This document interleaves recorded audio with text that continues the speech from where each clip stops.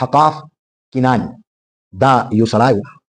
نو دې چې کوم دا کنه ابوجهل ته یو خپل زوی راوستول او دا ورته ویل چې ته داسې چل وکړه چې ابوجهل ته ویر شه او ایمو دا پیغام ورته ویر کړه د ابوجهل ملګری و. ایمو دا پیغام ابوجهل ته ویر کړه چې وکړه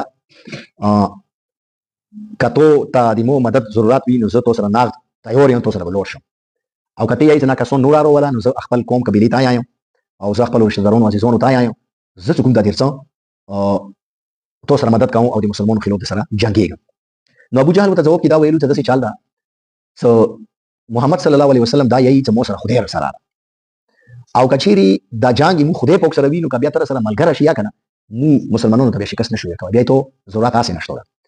او که بیا د محمد صلی الله علیه وسلم خبره نعوذ بالله درویغ وي او الله سره مو جنګ نه وي، محمد صلی الله علیه وسلم سره مو جنګ وي نو بیا یې مو ډېر وي، بیا مو ته تو ضرورت نشته.